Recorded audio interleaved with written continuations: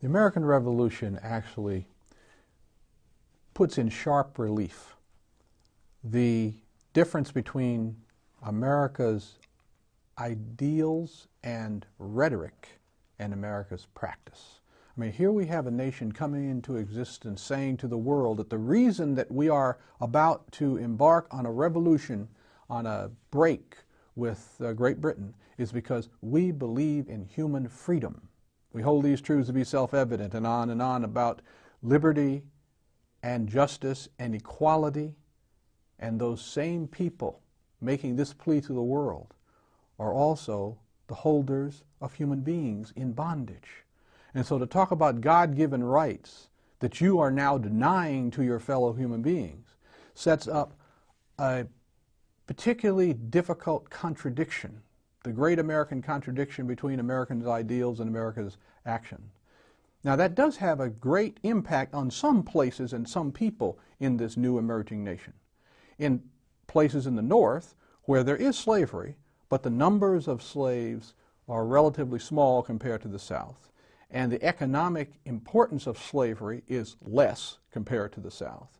In those places there are movements to abolish slavery.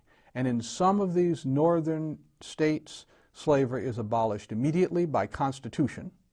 For example, we know that in 1777, Vermont writes a constitution in which slavery is abolished.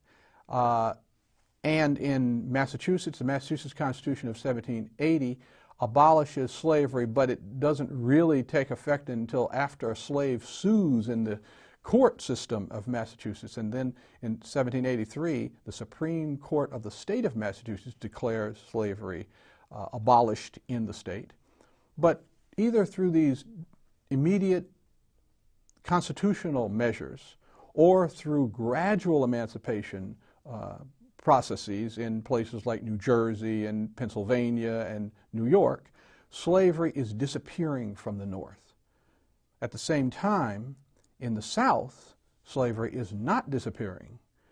But what that means is that the revolution and its rhetoric is having an effect in the North, which is making it more difficult for those states to justify slavery.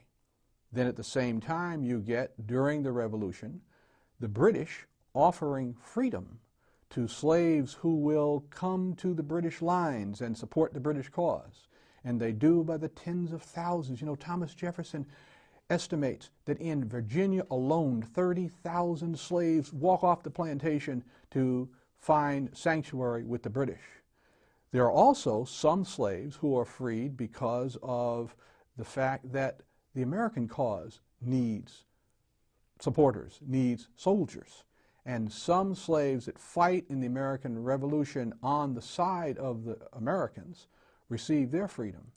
So that all in all, with the numbers of slaves who run away, the numbers of slaves who are freed because of measures that are being put into place in northern states abolishing the institution, the number of slaves who are freed because they are fighting for the American cause, all in all, we find tens of thousands of slaves who are freed as a result of the American Revolution. In fact, there are more slaves freed in the aftermath of the American Revolution than in any other single event until we come to the Civil War in the mid-19th century.